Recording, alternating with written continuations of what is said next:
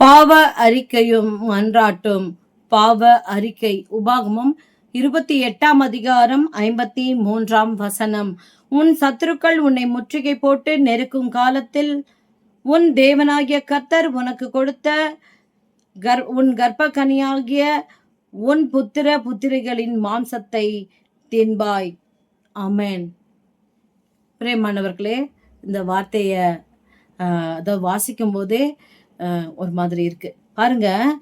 அதாவது சத்துருக்கள் முற்றுகை போட்டு நெருக்கும் காலத்தில் என்று சொல்லப்பட்டிருக்கிறது. அவன் முற்றுகை போட்டுட்டான்னு வச்சுக்கோங்களேன், ஆண்டவரை தவிர யாராலுமே நம்மளை விடுதலை செய்ய முடியாது. அவன் முற்றுகை போடுற வரைக்கும் ஆண்டவரை நம்ம எந்த அளவுக்கு துக்கப்படுத்தியிருக்கோன்னு பாருங்க. சத்ருவுக்கு இடம் கொடுக்கறது நாம தான். சத்ரு தானா வரவே மாட்டான். அவன் டிஸ்டர்ப் பண்ணி பார்ப்பான். ஆனா நம்ம கதவை திறந்தாதான் அவன் உள்ள வர முடியும். அதாவது நம்ம இருதயம் என்கிற கதவை. எல்லாவற்றிற்கும் மேலாக இருதயமே திருக்கும் கேடும் நிறைந்ததாய் இருக்கிறது என்று நாம் வேதத்திலே பார்க்கிறோம். நம்மளை வஞ்சிக்கிறதே முதல்ல நம்மளுடைய இருதயம் தான், நம்மளுடைய சிந்தை தான்.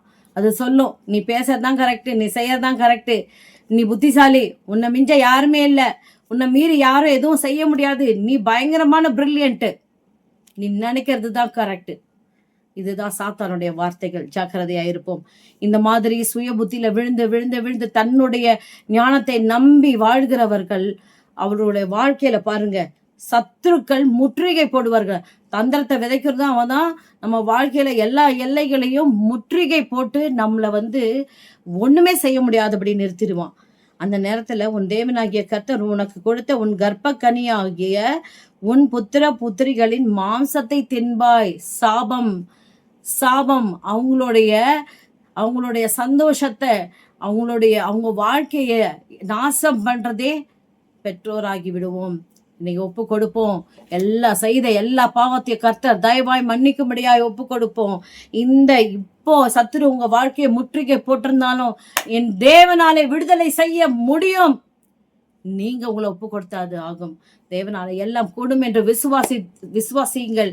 பாவ அறிக்கை செய்யுங்கள். உமக்கு விரோதமாய் பாவம் செய்ததற்காக மன்னியும் என்று கெஞ்சி மன்றாடுங்கள்.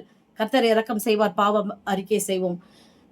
ஸ்தோத்திரம் ஆண்டவரே, ஸ்தோத்திரம் தகப்பனே. ரத்தம் சிந்தி மீட்டவரே, எங்களுக்காக அடிக்கப்பட்ட ஆட்டுக்குட்டியே, எங்களுக்கு ஒரு சுக வாழ்வை தர உம்முடைய ஜீவனை கொடுத்த தேவனே, நாங்கள் உண்மை துக்கப்படுத்தினதற்காக மன்னியும் ஆண்டவரே.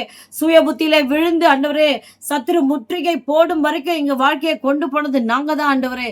எங்களை தயவாய் மன்னியும். இனி சத்துருவுக்கு இடம் இல்ல, அவனோட எந்த சம்பந்தமும் இல்ல. கர்த்தர் இடைப்படும்படியாகும், கர்த்தர் எங்களுக்காக சகாயம் செய்யும்படியாகவும் கெஞ்சி மன்றாடுகிறோம். செய்த எல்லா துணிகர பாவத்தையும் தயவாய் மன்னியும். இயேசுவின் நாமத்தில் பிதாவே, ஆமென். God bless you.